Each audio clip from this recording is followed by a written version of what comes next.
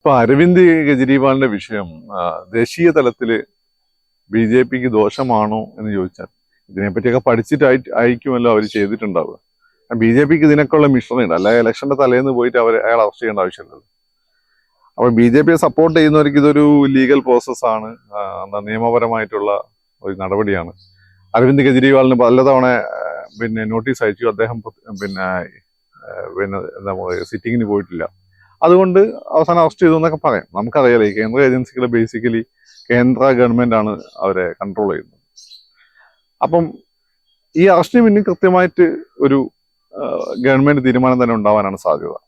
അങ്ങനെ തീരുമാനം ഉണ്ടാകുമ്പോൾ അഴിമതിക്കെതിരെ പോരാടുന്ന ശക്തനായ നേതാവിനെ, ജനനേതാവിനെ ജയിലിൽ അടയ്ക്കുക എന്നൊക്കെ പറയുമ്പോൾ അത് ദേശീയ തലത്തിൽ തന്നെ ബി ജെ പിക്ക് എതിരാവും എന്നുള്ള ഒരു ഫീല്, ഒരു കോമൺ സെൻസ് എല്ലാവർക്കും ഉണ്ടല്ലോ. അത് മറികടന്നുകൊണ്ട് ബി ജെ പി ഈ ഒരു ആക്ഷനിലേക്ക് കടക്കണമെങ്കിൽ അവർക്ക് അതിൻ്റെതായ നേട്ടങ്ങൾ അതിലുണ്ടാവും. ആ നേട്ടം എനിക്ക് തോന്നുന്നു അവർ നാളത്തെ ഒരു യുദ്ധത്തിന് വേണ്ടി തയ്യാറെടുക്കുകയാണ്. അതായത് നാളത്തെ യുദ്ധം എന്ന് വെച്ചാൽ ഇന്നത്തെ ഈ ഇലക്ഷനോട് കൂടി ഇന്ത്യയിലെ പല നിലവിലുള്ള രാഷ്ട്രീയ പാർട്ടികളും ഇറലവൻ്റായി മാറും, ഒരു പ്രസക്തിയില്ലാത്ത രാഷ്ട്രീയ പാർട്ടികളായി മാറും.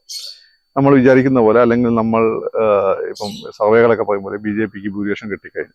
അതോടുകൂടി പിന്നെ ബി ജെ പിക്ക് ഒരു എതിരാളിയായിട്ട് ദേശീയ തലത്തിൽ വരാൻ സാധ്യതയുള്ള ഒരേ ഒരു പാർട്ടി ആം ആദ്മി പാർട്ടിയാണ്. അങ്ങനെ ഇവർ ബി ജെ പി പോലെ തന്നെ ഒരു ഏതപ്പെട്ട ക്ലീൻ ഇമേജ് ഉള്ള ഒരു പാർട്ടിയാണ്. ബി ജെ പിയെക്കാട്ട് യങ് ആയിട്ടുള്ള പാർട്ടിയാണ്. ബി ജെ പിയുടെ വർഗീയത എന്ന് പറയുന്ന പ്രശ്നം ഇവർക്കില്ല, അതാണ് പ്രശ്നം. ബി ജെ പി എത്ര വർഗീയത ഇല്ല എന്ന് പറഞ്ഞാൽ അതിന്റെ പല ഘട്ടങ്ങളും വർഗീയമായ സ്വഭാവങ്ങൾ കടന്നു വരാറുണ്ട്, അണികളുടെ ആറ്റിറ്റ്യൂഡിലാണെങ്കിലും ഗവൺമെന്റ് പോളിസികളിലാണെങ്കിലും. അതുകൊണ്ട് മൈനോറിറ്റീസ് അതിൽ നിന്ന് അകലം പാലിക്കും. ഇവരെ സംബന്ധിച്ചിട്ട് ആ ഒരു പ്രശ്നമില്ല. അതേസമയം ഹിന്ദു പാർട്ടിയാണ്. അപ്പൊ ലക്ഷ്മിയുടെ ഇത്ര നമ്മുടെ നാണയങ്ങൾ പതിക്കണം എന്ന് പറഞ്ഞത് RSS ചീഫ് അല്ല, പറഞ്ഞിരിക്കുന്നത് അരവിന്ദ് കെജ്രിവാളാണ്.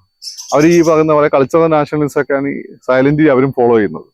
പിന്നെ അതേസമയം തന്നെ മറ്റുള്ള ഇടതുപക്ഷത്തെ കേൾക്കുന്ന ആളുകളെ സ്വാധീനിപ്പിക്കാനുള്ള ഭരണഘടന ഉയർത്തിപ്പിടിക്കുക എന്നുള്ള ഐഡിയോളജിയുണ്ട് എന്ന ഒരു പോളിസി അവർക്കുണ്ട്. എന്നാൽ ഒരേ ഐഡിയോളജിയാലും തങ്ങൾ ബന്ധിതരല്ല എന്ന് പറയുന്നുണ്ട് അവർ പറയുന്നത്. അതായത് അവർക്ക് ഒരു നിലപാടെടുക്കുന്നതിൽ ഒരു ഐഡിയോളജി, സോഷ്യലിസമോ ക്യാപിറ്റലിസമോ ഒന്നും അവർക്ക് ഒരു തടസ്സമല്ല. നാടിന് ശരിയെന്ന് തോന്നുന്ന നിലപാടെടുക്കുമെന്നാണ് അവർ പറയുന്നത്. സ്വാഭാവികമായിട്ടും പഞ്ചാബ് അവർ ഭരിക്കുന്നു, ഡൽഹി ഭരിക്കുന്നു, അതുപോലെ തന്നെ ഗോവയിൽ അവർക്ക് ശക്തമായ സ്വാധീനം, ഹരിയാനയിലുണ്ട്. ഈ നരേന്ദ്രമോദിയുടെ ഗുജറാത്ത് പോലും അവർക്ക് ശക്തമായ സ്വാധീനമുണ്ട്. ഇപ്പോൾ ഈ ലോക്സഭാ ഇലക്ഷൻ ഒരുപക്ഷെ 1-2 സീറ്റ് അവർ ഗുജറാത്തിൽ നേടിയെന്ന് വരാം.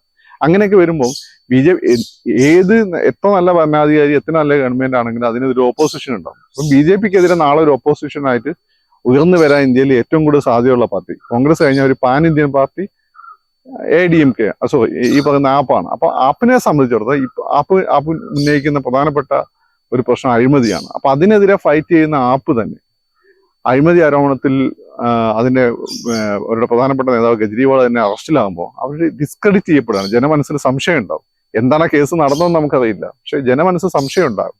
ആ സംശയം മതി ബി ജെ പിയെ പോലെ ദേശീയ പാർട്ടിക്ക്, ഒരു സ്വാധീനമുള്ള ഒരു പാർട്ടിക്ക് ഒരു നെറേറ്റീവ് അവർക്കെതിരെ ഉണ്ടാക്കാൻ. രണ്ടാമത് അവരുടെ പ്രധാനപ്പെട്ട ഐഡിയോളജി ഗാന്ധിസമാണ്. ഗാന്ധി ബേസിക്കലി ഈ മദ്യത്തിനെതിരാണ്. ഗാന്ധിയൻ ഐഡിയോളജിയുടെ ഒരു പ്രധാനപ്പെട്ട സവിശേഷത മദ്യത്തിനെതിരെയുള്ള നിലപാടാണ്. അതാണ് അണ്ണാ ഹസാരെ പറഞ്ഞത്, അവൻ ചെയ്തതിന് അവൻ അനുഭവിക്കുന്നു. അപ്പൊ മദ്യനയവുമായി ഡൽഹിയിലെ മദ്യം കൂടുതൽ സാർവത്രികമാക്കാനുള്ള ഒരു പോളിസിയാണ് ആം ആദ്മി പാർട്ടി ഗവൺമെന്റ് എടുത്തത്. ഇപ്പൊ മദ്യം ഒരു പരിധി കൂടുതലൊന്നും സമൂഹത്തിൽ മാറ്റി നിർത്താൻ ഒരു ഗവൺമെന്റ് ഇന്നത്തെ സാധ്യത പറ്റില്ല. ഗുജറാത്തിൽ ഗാന്ധിയുടെ നാടായതുകൊണ്ട് മദ്യനിരോധനം ഉണ്ട്, പക്ഷെ അവിടെ ലിക്കർ മാഫിയ വളരെ സ്ട്രോങ് ആണ്. അപ്പൊ നരേന്ദ്രമോദിയുടെ വിജയത്തിലേക്ക് നയിച്ച തന്നെ മൈനോറിറ്റി കമ്മ്യൂണിറ്റിയിൽപ്പെട്ട ലിക്കർ മാഫിയ അവിടെ ഉണ്ടാക്കിയ പ്രശ്നങ്ങളും അതിനെതിരെ RSS ഉണ്ടാക്കിയ പ്രശ്നങ്ങളും, ഇത് അവസാനം അവിടെയുള്ള ഈ ലിക്കർ മാഫിയക്കെതിരെ ഉണ്ടായിട്ടുള്ള ഒരു ലിക്കറിനോടല്ല, ലിക്കർ മാഫിയ കാണിക്കുന്ന ഗുണ്ടായുസത്തിനെതിരെയുള്ള ജനങ്ങളുടെ ഒരു എതിർപ്പെല്ലാം കൂടിയാണ്. പിന്നെ ആ കലാപത്തിന് പോലും മനസ്സ് കലാപം ഉണ്ടായി തുടങ്ങിയത് പെട്ടെന്ന് കത്തിപ്പെടാൻ ഒരു പ്രധാനപ്പെട്ട കാരണം അതാണ്. അത് ഗുജറാത്തിന് അധികം ആളുകൾ അറിയാത്ത ചരിത്രമാണ്. മദ്യനിരോധനം ഏർപ്പെടുത്തിയ കേരളം ഉൾപ്പെടെയുള്ള സ്ഥലങ്ങളിലെല്ലാം തന്നെ മദ്യനിരോധനം പിന്നെ പിൻവലിക്കേണ്ടതുണ്ടായി.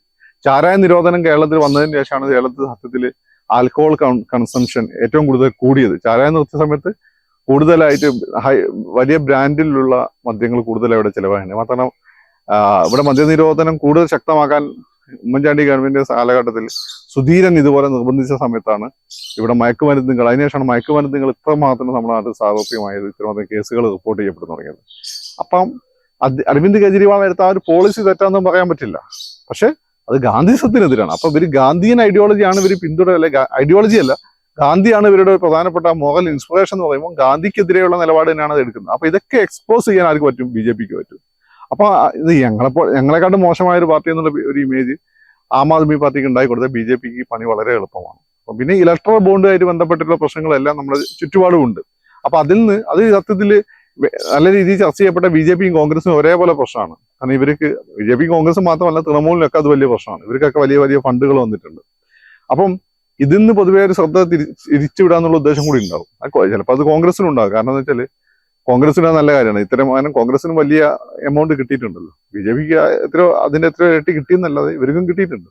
അപ്പൊ ഇലക്ട്രൽ ബോണ്ട് വിഷയത്തിന് പൊതുവെ ശ്രദ്ധ തിരിച്ചുവിടാൻ കൂടി ഈ ഒരു അറസ്റ്റ് ഗുണം ചെയ്യും. അതിലുപരിയായിട്ട് ഇത് നാളത്തെ ഒരു യുദ്ധത്തിന് വേണ്ടിയിട്ടുള്ള BJPയുടെ ഇന്നത്തെ തയ്യാറെടുപ്പ് തന്നെ വേണം കാണാൻ. കാരണം നാളത്തെ യുദ്ധത്തിന്റെ ബാക്ക്ഗ്രൗണ്ട് നിശ്ചയിക്കപ്പെടുക ഈ ഒരു ലോക്സഭാ ഇലക്ഷനിലാണ്. അപ്പൊ ഈ ഒരു ലോക്സഭാ ഇലക്ഷനിൽ ഈ ആം ആദ്മി പാർട്ടി ഈ BJP സ്ട്രോങ് ഹാർഡായിട്ട് ഗുജറാത്ത് അല്ല ഹരിയാന പോലുള്ള സ്ഥലങ്ങളിലെല്ലാം തന്നെ ആം ആദ്മി പാർട്ടിയോ അല്ലെങ്കിൽ അവരുടെ സഖ്യകക്ഷികളോ വിജയിച്ചു കഴിഞ്ഞാൽ സ്വാഭാവികമായിട്ട് അതിന്റെ ഗുണം കൂടി ആം ആദ്മി പാർട്ടിക്ക് കിട്ടും. അപ്പൊ അങ്ങനെ ഒരു ഗുണം അവർക്ക് കിട്ടാൻ പാടില്ല. അപ്പൊ ഡൽഹിയിൽ ഒരുപക്ഷെ ആം ആദ്മി പാർട്ടിക്ക് ലോക്സഭയിലേക്ക് നല്ല രീതിയിൽ ഒരുപക്ഷെ സ്കോർ ചെയ്യാൻ പറ്റിയെന്ന് വരും. കാരണം അവിടെ കഴിഞ്ഞ അരവിന്ദ് കെജ്രിവാളിന്റെ കഴിഞ്ഞ ഈ കാലത്തെ ഭരണം പൊതുവെ ജനങ്ങളുടെ ഇടയിൽ ഒരു ഫീൽ ഗുഡ് ഇമ്പാക്ട് ഉണ്ടാക്കിയിട്ടുണ്ട്. അതുപോലെ തന്നെ ഈ ഇലക്ട്രൽ ബോണ്ടൊക്കെ ചർച്ച ചെയ്താൽ ഡൽഹിയിലെ ഒരു മിഡിൽ ക്ലാസ് എങ്ങനെയാണ് ഒരുപക്ഷെ ഈ ഇലക്ഷനിലും BJP മോഡിക്ക് കണ്ണുടച്ച് വോട്ട് ചെയ്യുമോ എന്നും നമുക്കറിയില്ല. അപ്പം അതിനുള്ള എല്ലാ സാധ്യതയും, കാരണം ഞങ്ങളെക്കാട്ട് അബദ്ധമാണ് ഇവരെന്ന് കാണിച്ചു കഴിഞ്ഞാൽ BJPക്ക് അത്തരം അവസരങ്ങൾ കൊട്ടിയടയ്ക്കാൻ പറ്റും. അതിന് വേണ്ടിയിട്ടുള്ള ഒരു തയ്യാറെടുപ്പിന്റെ ഭാഗമായിട്ടാണ് ഈ ഒരു അറസ്റ്റ് എന്ന് എനിക്ക് തോന്നുന്നു. അല്ലെങ്കിൽ അരവിന്ദ് കെജ്രിവാളിന് അനുകൂലമായിട്ടുണ്ടാകുന്ന സഹതാപ തരംഗം അവർ കാണാതിരിക്കുന്നതല്ല. അത് അറിഞ്ഞിട്ട് പോലും അവരിങ്ങനെ നിലപാടെടുക്കുമ്പോൾ അത് അറിഞ്ഞുകൊണ്ടൊരു മിസ്റ്റേക്ക് വരുത്തുകയാണ്. അപ്പൊ അറിഞ്ഞുകൊണ്ട് മിസ്റ്റേക്ക് വരുത്തുമ്പോൾ അതിൻ്റെതായ കാരണങ്ങളുണ്ട്, അതിൻ്റെതായ നേട്ടങ്ങളും ഉണ്ടാവും. അതാണ് സത്യത്തിൽ ഇവിടുത്തെ പ്രധാനപ്പെട്ട focal point. Because this war is not for today, it is tomorrow's war.